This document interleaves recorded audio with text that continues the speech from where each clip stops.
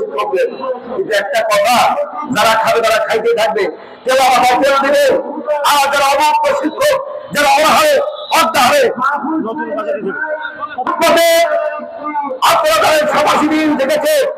বিগত অন্তর্বর্তীকালীন সরকার আমাদের বারবার আশ্রয় দিয়েছে, আমরা বিশ্বাস করে গাড়ি ফিরে গিয়েছি। সর্বশেষ আমাদের আবেদন নিলে 3615 প্রতিষ্ঠান আবেদন করেছিল।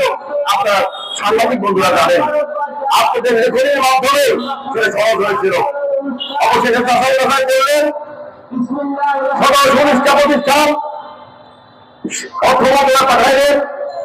অর্থ মন্ত্রণালয় থেকে তারা পরিবার কারণ বছর একেবারে নির্বাচনের 3 দিন আগে 9 ফেব্রুয়ারি রাত 11:30টার সময় অনিবার্য কারণবশত এমপিও ভর্তি স্থগিত করা হলো। আমরা ঘৃণা জানাই, আমরা দপ্তরের কাছে প্রতিবাদ জানাই। ওই শিক্ষা মন্ত্রণালয়ের সচিব রেহানা পারভীন এবং সংশ্লিষ্ট এমপিও কমিটির যারা ছিলেন তাদের ব্যবহারে অভিযোগ ঘুষ কেড়ে দেয়। আপনার ঘুষ পাওয়াই বলে এমপিওরা নেয় আমার বিশ্বাস। আমাদের কাছ থেকে এবং অর্থ মন্ত্রণালয়ের সচিব যারা ফাঁসিবাদের পেছন, এই সচিবদেরকে অবসর নিতে হবে বাধ্যতামূলকভাবে। অন্যথায় নরেন্দ্র শিক্ষকদের এই জাতির কোনো কি হবে না, মানে কি বলে ভাগ্যবল হবে না। আমি প্রধানমন্ত্রীকে বলতে চাই, মাননীয় শিক্ষামন্ত্রীকে বলতে চাই, মাননীয় প্রধানমন্ত্রী একটা রাষ্ট্র নির্মাণের জন্য আধুনিক বাংলাদেশ, আধুনিক দেশ গঠন করার জন্য প্রথম দরকার শিক্ষা। শিক্ষা দাবির জন্য শিক্ষাকে সবচেয়ে অবহেলা করেছে বিজেপি সরকার। রাষ্ট্রীয়করণ দলীয়করণ করেছে, শিক্ষাকে দলীয়করণ করে বাংলাদেশের শিক্ষা ব্যবস্থাকে সম্পূর্ণভাবে ধ্বংস করে দিয়েছে। আমি বলতে চাই, দলের মধ্যে থেকে নরেন্দ্র শিক্ষকদেরকে এমপিও দিতে হবে এবং চাকরি জাতীয়করণ করতে হবে। শুধুমাত্র বাড়ি ভাড়া উৎসবতা দিয়ে এমপিও মুক্ত থেকে বাড়ি ভাড়া থেকে গত সরকার 3 দফায় এমপিও মুক্ত শিক্ষকদের সুবিধা দিয়েছেন। অথচ নরেন্দ্র শিক্ষকরা যুগের পর যুগ অবৈধভাবে পাঠদান করছে। এই জাতির কাছে অনেক পাওনা রয়েছে, সেই পাওনা আপনাদের দিতে হবে।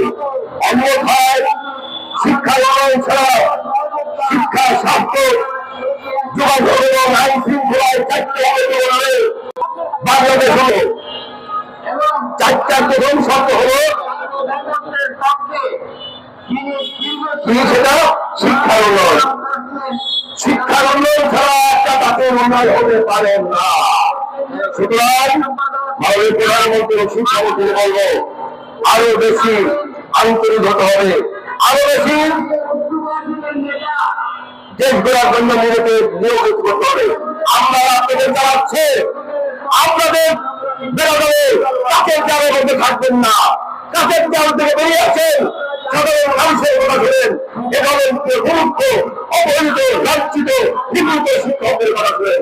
অবধি বিলম্বে এই জাতীয় বাজেটের আগে যে তালিকা হয়েছে 1719টা এমপি দিতে হবে এবং মাদ্রাসা কারিগরির বিজ্ঞপ্তি দিয়ে তাদের আবেদন দেওয়ার ব্যবস্থা করতে হবে। পাশাপাশি